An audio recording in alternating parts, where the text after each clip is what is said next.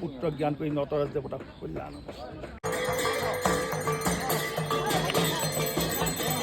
নমস্কাৰ, মই মিলন শইকীয়া। আকৌ এটা নতুন ভিডিঅ'ৰ সৈতে স্বাগতম সকলোকে।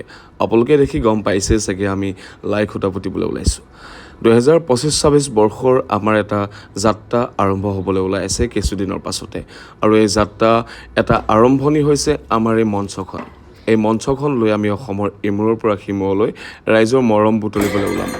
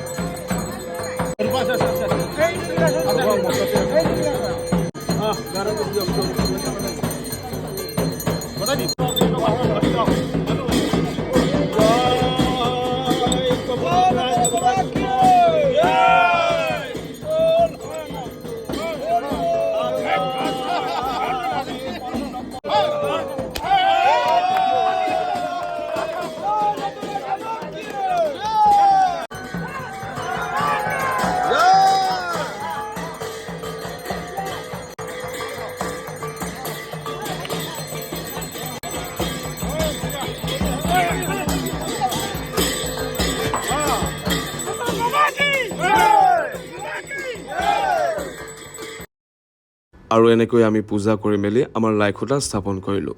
বহুত সপোন জড়িত হৈ আছে এই মঞ্চখনৰ লগত। এটা বছৰ আমি এই মঞ্চখনতে থাকিব লাগিব।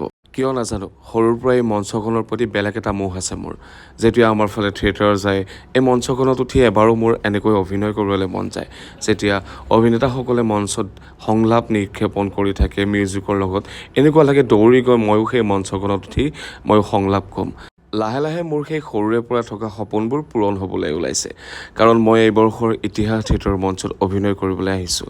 আৰু এনেকৈ এখোজ দুখোজকৈ আগবাঢ়ি যাম। আপোনালোকে আশীৰ্বাদ কৰিব যাতে এদিন ময়ো সফল হ'ব পাৰোঁ। আৰু 2-3 দিনমানৰ পাছতে আমি মঞ্চ আখৰা আৰম্ভ কৰিম। আমাৰ বৰ্তমান চলি আছে দৰাযাত্ৰী। দৰাযাত্ৰী নাটকখনৰ মিউজিক সম্পূৰ্ণ হোৱাৰ পাছতে আমি এই মঞ্চখনত উঠি আমাৰ আখৰা আৰম্ভ কৰিম। এনেকৈ এখোজ দুখোজকৈ আগবাঢ়ি আমি কিছুদিনৰ পাছতে অসমবাসীৰ ৰাইজৰ মাজলৈ যাম।